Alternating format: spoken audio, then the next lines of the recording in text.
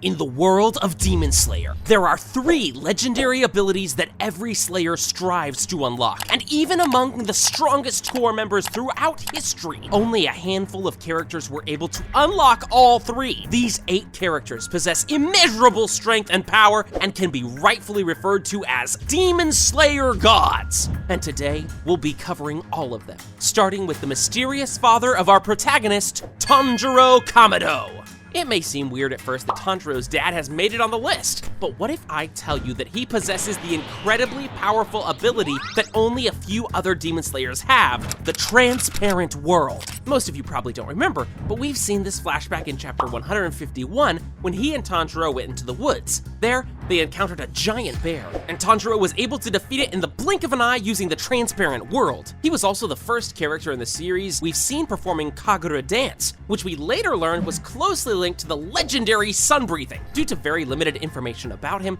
it's unknown if he could use this ability offensively, as Tanjiro does in the anime, or if he only ever used it during Kagura ritual. Another interesting thing is that he is one of the only 3 characters in the whole series naturally born with the Demon Slayer mark, although, judging by the looks of it, it seems that he never fully awakened it. Now, since Tanjiro never unlocked the ability to turn his weapon bright red, you are probably wondering, why is he even on this list? Well, despite not having that specific ability, he had one that was even rarer, the Selfless State. This ability allowed him to completely conceal his fighting spirit, making it impossible for opponents to sense him. Even though Tanjiro never chose to become a Demon Slayer, his outstanding abilities and potential definitely make him the character worthy of this list. Alright, let's continue the list with the guy who actually became a Demon Slayer, the Mist Hashira Moichiro Tokito. Moichiro is a child prodigy, and one of his most impressive feats is becoming a Hashira with only 2 months of Demon Slayer training. Although he was only 14 years old, he was skilled enough to develop his own technique called Obscuring Clouds, which was powerful enough to take down even the Upper Moon demons. Like he wasn't already strong enough, during his battle against Kokushibo, his strength grew even further, eventually unlocking both Transparent World and Bright Red Weapon.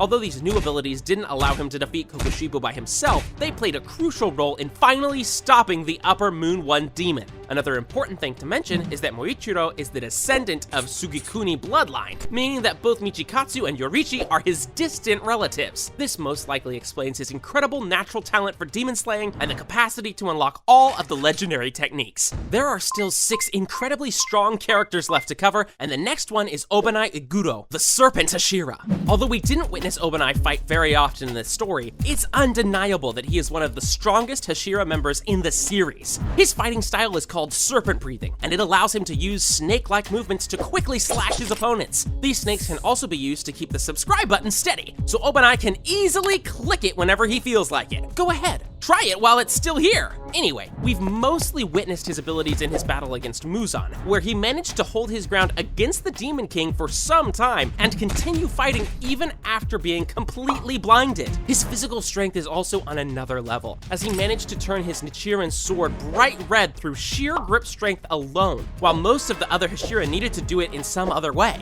Additionally, Obanai was one of the first Hashiras to figure out how to use the Transparent World, despite having no prior knowledge about it. Although he eventually succumbed to his injuries during the final battle, he played a major role in stopping Muzan by continuously getting back up and fighting, and as such deserves 6th place on this list. Gyome Himejima, the Stone Hashira. The Stone Hashira Gyome is, without a doubt, the strongest warrior in the current Pillar generation. Same as Moichiro we discussed earlier, he also achieved the Hashira status in only 2 months without any prior combat experience. Due to his versatile fighting style, he doesn't use a regular Nichiren sword to fight. Instead, he uses a mace and an axe chained together, which allows him to perform a variety of defensive and offensive techniques. The most interesting thing about Gyome is that he is actually blind, which means that he fights only relying on sound. However, even with this major drawback, he seems to be more than capable of battling any opponent that comes his way, including Upper Moon 1 and even the Demon King himself. Kokushibo even stated that Gyome's physical abilities had been trained to their absolute peak, and that he didn't encounter a warrior as strong as him for over 300 years. Same as other characters on this list, he awakened all 3 of the legendary demon slaying abilities and even helped others in awakening them too. All in all, Yome is on a whole other level compared to all the characters we covered so far, but can you imagine that there are still 4 characters even more powerful than him? Hashiras from the Sengoku era. Although these characters were never properly introduced and have only appeared in a few manga panels, it's certain that these were some of the strongest demon slayers to ever live. They were the first generation of demon slayers to learn breathing styles, and they've learned them from none other than Yoriichi Sugikuni himself. These legendary demon slayers lived around 500 years ago, and since Kokushibo said that Yome is the strongest one in the last 300 years, it means that these Hashiras were even more powerful than him. Each of them also easily awakened a demon slayer mark and survived their full lifespan of 25 years. Although it was never mentioned if they also had other abilities like Transparent World and Bright Red Weapon, based on their strength, they probably did. Despite not having any information about their battles and achievements, I think we can all agree that these legendary warriors deserve their spot on this list.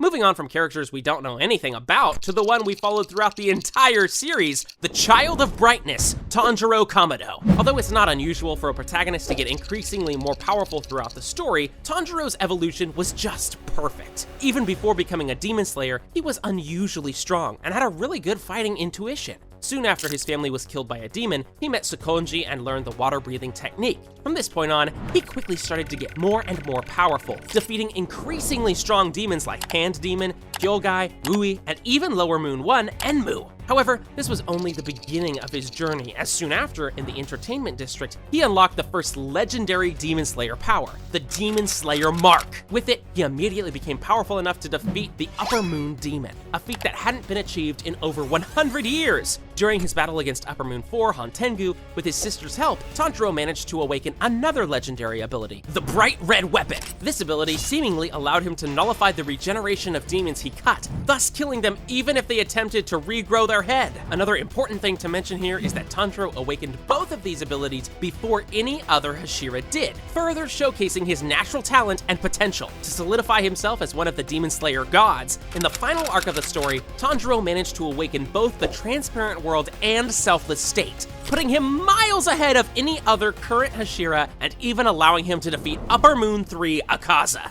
Despite unlocking pretty much every single ability a Demon Slayer can and mastering the legendary Sun Breathing, there are still 2 Demon Slayers who are even more powerful than him.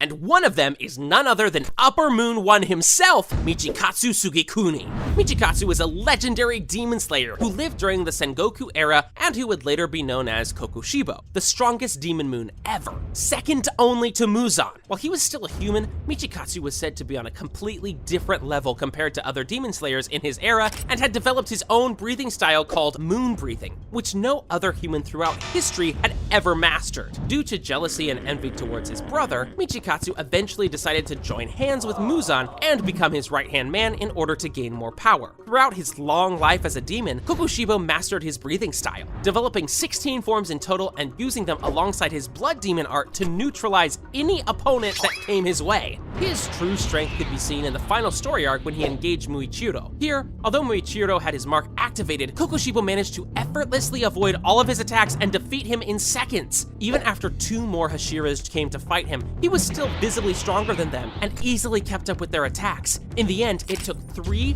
marked Hashiras, along with Genya, to finally bring him down. Even though it was never officially confirmed that Michikatsu had the ability to turn his sword bright red, I think that based on his strength, it's pretty obvious that he did. Therefore, he deserves second spot on the list. Yoriichi Sugikuni, the man who defeated Muzan. Yoriichi is by far the strongest demon slayer in the entire story, and the man who invented the first ever breathing style, sun breathing. He is also the only character in the series born with both a demon slayer mark and the potential to freely use the Transparent World ability. Even as a child, Yoriichi displayed an unbelievable talent for swordsmanship, effortlessly defeating a master samurai without ever wielding a sword before. Later in his life, he developed the first ever breathing style, which aims to mimic the sun and deal irreversible damage to demons. In his prime, Yoriichi was unmatched by humans and demons alike, and was the first person ever to break the curse of the Demon Slayer mark and live beyond 25 years of age. At some point, when he was still a member of the Corps, Yoriichi encountered Muzan, and in a short battle that ensued, he easily overpowered him, with even the Demon King being unable to process what happened. Yoruichi's unparalleled strength left a deep impression on Muzan, and from then on, he lived in constant fear of Yoruichi and anyone else who uses sun-breathing technique.